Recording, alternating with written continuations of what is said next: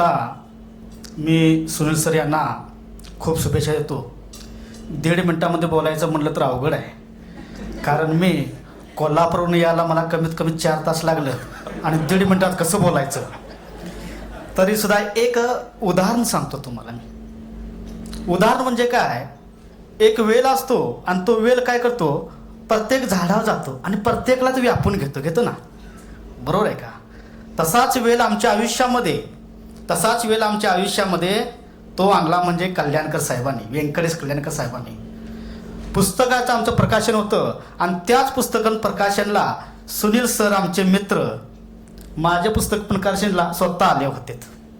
म्हणजे कल्याणकर साहेबांनी वेल हा त्यांचा वाढवत नेला आणि त्याच वेलाच्या विस्तारामध्ये असे अनेक आमच्यासारखे कवी तयार केलेत. त्याबद्दल मी वल्लरी प्रकाशनचं व कल्याणकर साहेबांचं पहिल्यांदा मनापासून असा आभार मानतो. तसेच सुनील सर यांनी मला सांगितलं होतं, सर काही पण करा, या कार्यक्रमाला यायचं. ठीक आहे म्हणून सर, काही अडचण नाही. कोल्हापूर काय तुम्ही म्हणाल तेव्हा मी कोल्हापूरनं कधीही येतो. आणि हा शब्द पाळण्यासाठीच फक्त, आणि सुनील सरांच्यावर आणि व्यंकटेश सरांच्यावर फक्त प्रेम करतो म्हणून फक्त या कार्यक्रमासाठी मी उपस्थित राहील. ह्या कार्यक्रमाला मला खरं म्हणता कार्यक्रमामध्ये आता अध्यक्ष भाषण झालं तर बोलायचं नसतं, हे आम्हाला शिक्षकांनी पाळायचं असतं.